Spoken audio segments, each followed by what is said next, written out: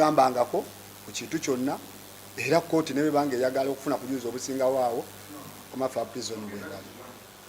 Ensonga ey'okubiri ekitiibwa omulamuzi, waliwo tusuubiza okutuwaka ku ruling ya submission ya no case to answer nze ne lawyer oyo naye simanyi oba ye wagimuwa naye nze sinnagifuna.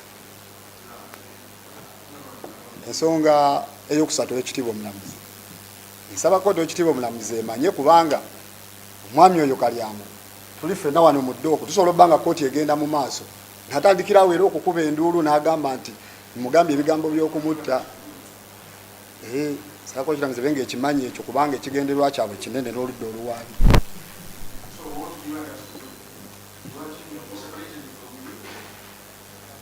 Namwe ekitiibwa omulamuzi bwe kibeera nga kisoboka nga sikulagira ala bwe kiba nga kisoboka ekitiibwa omulamuzi kooti bwe beesobola okufuna weemuteeka oba nze ne bafuna we banteeka oba si kyo ne balagira ku bakamu baffe bana ba prison oba najja n'abeerawo awo mwaneeno ng'aba asobola okujulira. Kyembadde nsaba kooti ekitiibwa omulamuzi ezo ensonga zange naye ng'esooka eri ane nsaba ekitiibwa omulamuzi eteekebwe ku likodi nti nze simugambangako eteekebwe ku likodi y'omusango guno tesimugambangako. Yes era ekitiibwa omulamuzi omulala ne bwabe ekitiibwa omulamuzi ensonga yange esooka egamba Kalyango Nasifu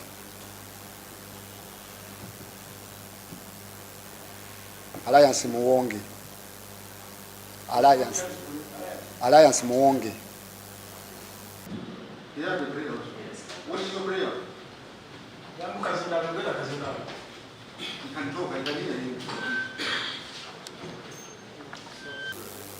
Ekitiibwa omulamuzi nsaba kooti embeerera ya kisa enkyusizeemu ku pulizoni gye yansindika olw'ensonga nfuna okutiisibwa nga bwe nakiteeka mu statement yange okwagala okunzita.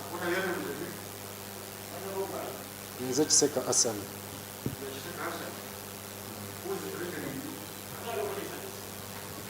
Kasolo n'ono munne be bantiisatiisa era nga nakiteeka. They are like a conflict. I think we are giving you a lawyer as well. Do you have any problem with Mr. Sebanga? Because this everything is represented by Mr. Sebanga. So there's no way this people can go.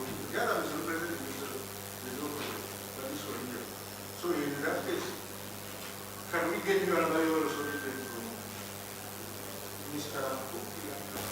Tewali buzibu ow'ekitiibwa omulamuzi naye mbadde nsaba kooti embeerera ya kisa enzigyeyo apa prison olw'ensonga obulamu bwange buli mu matigga. Kasolo ne munne Rasita Lubega Johnson.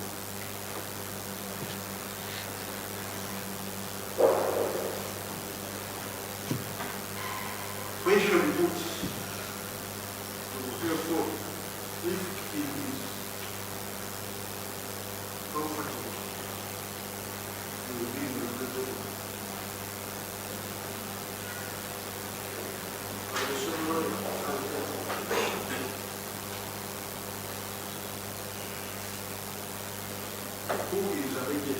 I'm not sure. I'm not looking where into that. The prison authorities know when that happens. Gambangako ku kintu kyonna era kooti ne banga eyagala okufuna kujuza obusinga waawo kumafa prison bwebali. Ensonga ey'okubiri ekitiibwa omulamuzi, waliwo tusuubiza okutuwaka ku ruling ya submission ya no case to answer nze ne lawyer oyo naye simanyi oba ye wagimuwa naye nze sinnagifuna. Ensonga ey'okusatu ekitiibwa omulamuzi, nsaba kooti ekitiibwa omulamuzi emanye kubanga omwami oyo Kalyango tuli ffenna wano mu ddooko tusobola obbanga kooti egenda mu maaso natandikirawo era okukuba enduulu n'agamba nti mugambye ebigambo by'okumutta. Sako kiramuze benge ekimanyi ekyo kubanga ekigenderwa kyabwe kinene n'oludda oluwaabi.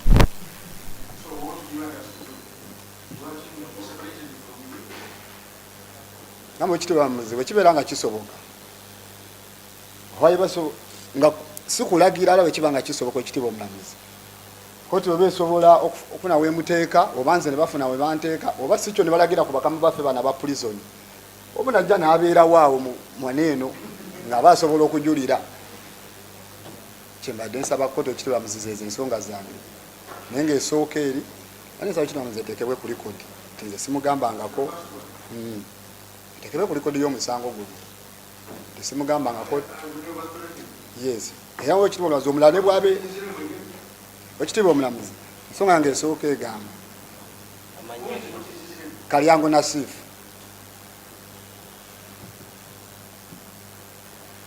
Alliance Muwonge Alliance Muwonge. If there was a case related whatever, you will be taken to the magistrate's court for trial. So that one is not important here.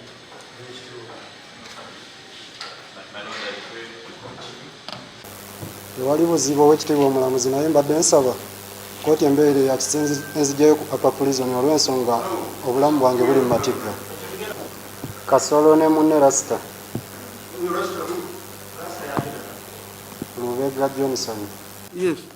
You know, last time when that was raised by the other one, I said that it is the prisoners' authorities.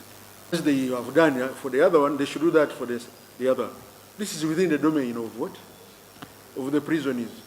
Please, the man has made a request in open court, as you did for the other one without being directed by me.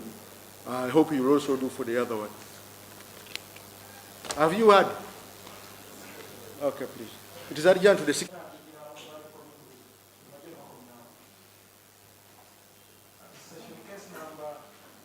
Matter.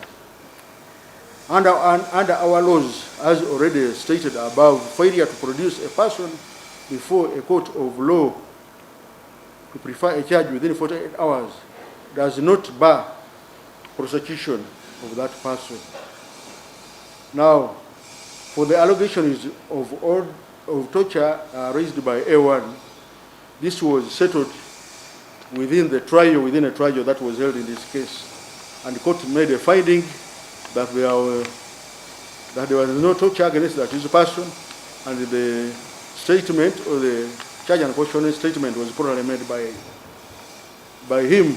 In light of the above evidence adduced by the prosecution, there is need for the accused persons to defend themselves pursuant to Section 73, subsection 2 of the Trial on Indictments Act. Each of the accused persons is therefore required to defend themselves as required under Section 73, subsection 2 of the Trial on Indictments Act. They have 3 ways in which they can do that. They can give evidence on their behalf. They can make an unsworn statement or a sworn statement. They can call witnesses if they so desire.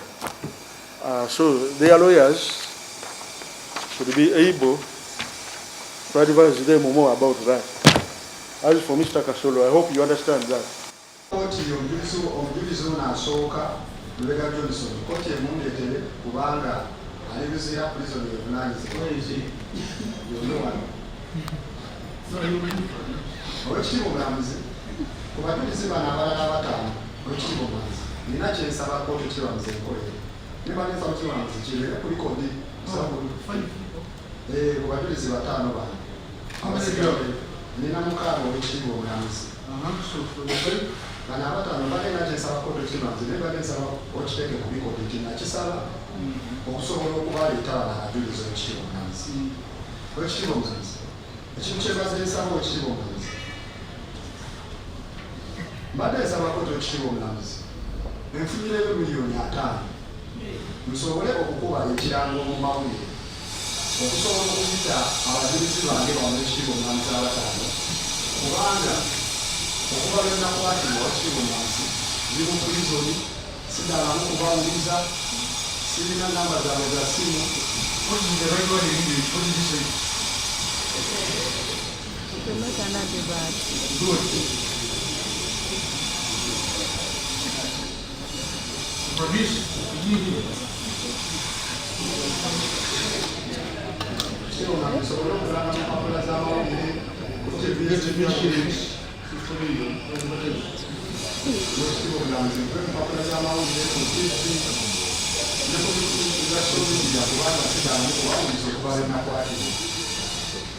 sana mukiramu esabako ekitebe ozibe ekirala ekisema ekimulamu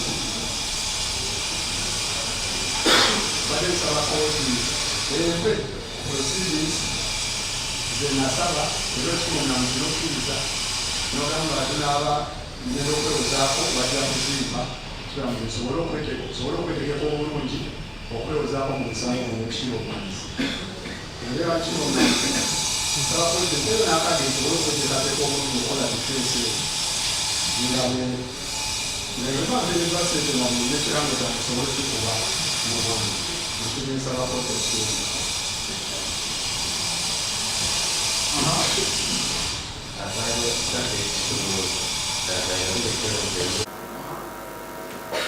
Oweekitiibwa Omulanzi ayanziza nnyo kkooti ekyomukiiko okunyumira abadde basangibwa Oweekitiibwa Omulanzi abajulizi bano abataano aboogerwako nasembayo okubalabako oba okubeera nabo mu kifo we nali nkolera ku Mabiito Nateete kubanga nabo bonna batembeeyi nasembayo okubalaba naye kubanga n'olunaku lwabanga omusango lwagezebwa nali nabo ng'akola kisaawa ezo okirolamuzi mpozi sirina namba za ssimu zaabwe kubanga mu kiseera kiri we twali wetuli twalina nnyo nkolagana esingako okubeera awo tukolera nojja nemwebuuzaako sirina namba zaabwe ezozo era ne gye baali babeera sirinaawo wensobola kutwala nti ennyumba yeno naye nga bakuna lumanyi ebifo gye baayogeraga naye gasobola kunyonyola nti ennyumba yeno bamaka bwegati erosebe ekiralo ekitiibwa Omulamuzi omuganda nga esiteeti kyayogeddeko ekyensaasaanya ya sente z'ensaga miliyoni 5 Ekitiibwa Omulamuzi ensaasaanya eriho eti okiramuzi ekirabo kyengenda okukuba Ekitiibwa Omulamuzi ngenda kukiteekako mu mpapula z'amawulire Ekitiibwa Omulamuzi era mu mpapula ezo nga mulimu Bukedde olupapula New Vision Red Paper Daily Monitor Sekadoya Olumuli the following starting with mulimu Bukedde olupapula mulimu New Vision olupapula n'olupapula lwa Observe ngenda kuteeka ne mu lupapula lwa Good News ngenda kuteeka ne mu lupapula lw'Olumuli ngenda kuteeka ne mu lupapula lwa Daily Monitor nsembyeyo n'olupapula olwa Wino olwa Wino Ekitiibwa Omulamuzi era ngenze empapula ngenda kozesa miliyoni 10 okubalabala awo Ekitiibwa Omulamuzi ekiranga ekirala ngenda kikuba mu mikutu gya TV ez'enjawulo era nga mu TV omwo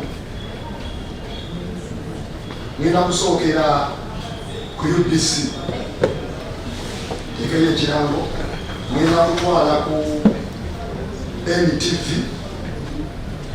tekeyo ekirango ngenda kutwala ku TV West nayo tekeyo ekirango ngenda kutwala ku Solos TV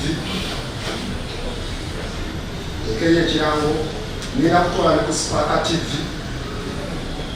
tekeyo ekirango Ekitiibwa Omulamuzi era nga nabaze Ekitiibwa Omulamuzi nga ku TV ezo ngenda kozesa miliyoni 2 ezo TV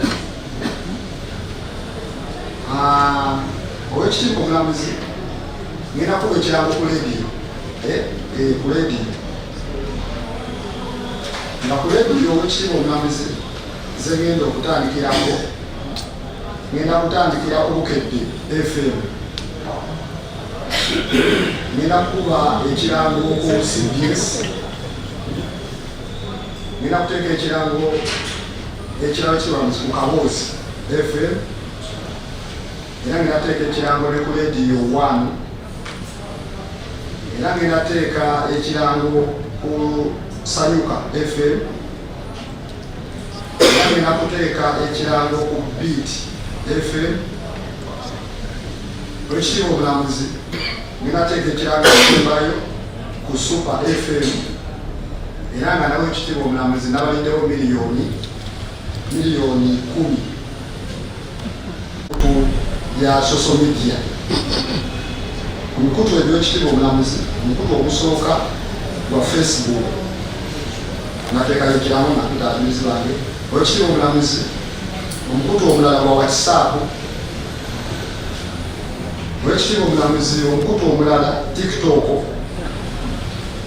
ekitiibwa omulamuzi ne ku Instagram, era nga nawo nginakozesa miliyoni 10 ekitiibwa omulamuzi. Gateeze miliyoni 5 zensaba kooti, era zenyamba mukama wange ekitiibwa omulamuzi, kooti ezibbega musobole okuyita abajulizi bange ebitundu byamusango.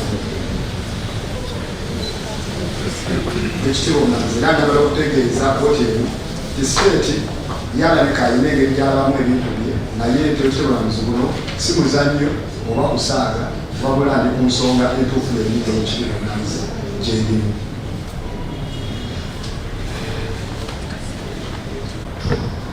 As a matter of right,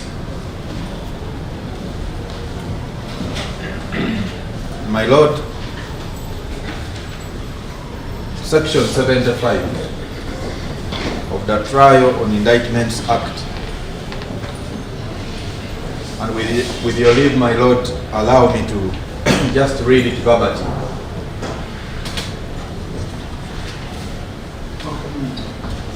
My Lord, Section 75 is what governs the aspect of witnesses for the defense.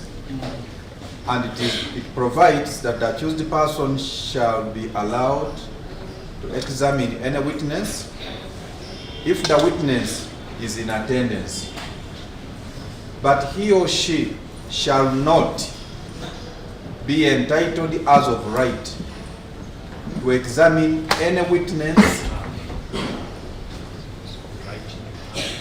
but he or she shall not be entitled as of right to have any witness summoned other than the witnesses whom he or she named in the magistrate's court committing him or her for trial as witnesses whom he or she desires to be summoned. My Lord, I can just... Let me just repeat that. So yes, I can. I was reconsidering. Section 75 deals with, of the Trial on Indictments Act, deals with witnesses for the defense. It provides that the accused person shall be allowed to examine any witnesses if the witness is in attendance, but he or she shall not be entitled as of right to have any witness summoned other than the witnesses whom he or she named in the magistrate's court committing him or her for trial as witnesses whom he or she desires to be summoned. My Lord, there are two things here. For the defense, they can call any witness if the witness is present. That by implication puts the burden of having their own witnesses in court on themselves. My Lord, this court can allow as many witnesses as they desire if those witnesses are present in court, if they produce them on their own. My Lord, that is the first aspect. Now the second aspect is other witnesses can be summoned. If they are not present, they can be summoned. If those witnesses were named during the committal proceedings. So the question that this court should be addressing ourselves itself is, are the 6 named, 6 or 5? 5. 5 named witnesses, were these witnesses disclosed to court in a magistrate's court where the accused was being committed? Did he envision them? Did he mention them as witnesses that would be required during his defense? My Lord, if the answer is no, then this court has no obligation within the law to summon them. And my Lord, with is a question of law. First, he does not have the right to cause the summoning of any witnesses he did not mention. My Lord, our record shows that A1 never mentioned any of the people that he's mentioning now during the lower court proceedings for his committee. We are just realizing it now, my Lord. He never mentioned any of these. And my Lord, because it is a question of law, we now vehemently object to his prayer to summon persons that he never mentioned or disclosed in the lower court.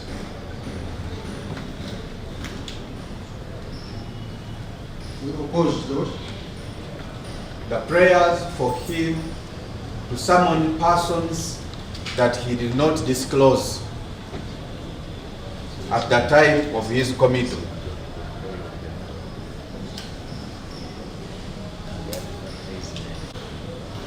And my Lord, this honorable court has the record of the lower court, and this can be cross-checked.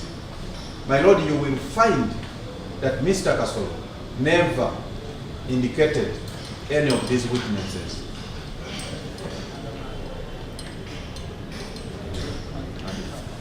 His failure to have named them in the lower court deprives him of this right that is, you know. And in effect, since he has no right to summon them, his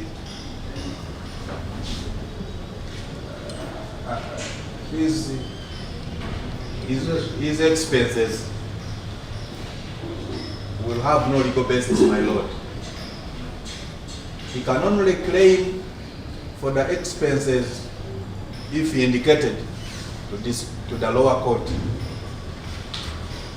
So, in other words, my Lord, we are saying court should consider section 75 and make a ruling that he has no right at all to summon people he never mentioned. In the meantime, we shall go for Out the trial. All the prosecution witnesses have been led in his presence. He has cross-examined each one of them. No new fact is arising. His defense is based on what the prosecution witnesses testified in his presence, and he able to cross-examine. We propose that, Lord, my Lord, the 16th, as agreed between us and the rest of the other 50 persons, is sufficient time to enable him to prepare to begin his defense. My Lord, 16th basically is a week from, slightly more than a week from today. That should be sufficient now. For the other accused persons, but this one must give his testimony before. So we are giving him up to 16th. Everything will start on the 16th. So you prepare yourself before that time so that you come here ready to proceed. So we are fixing the matter for hearing, defense hearing, starting with A1 that day. Oh, you can, where is the clerk? Is it there? On the 16th day of May, 2023, his person is a further remanded. A1 is given the proceedings so far. So prepare yourself and yourselves for that matter.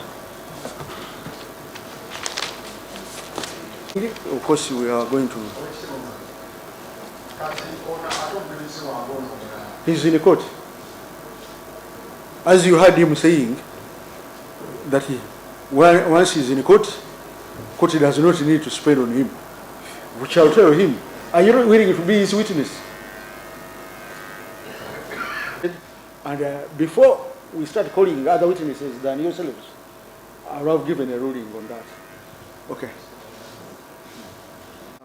Should have been caused and the unlawful actuated by malice, and lastly they anticipated the production of a post-mortem evidence of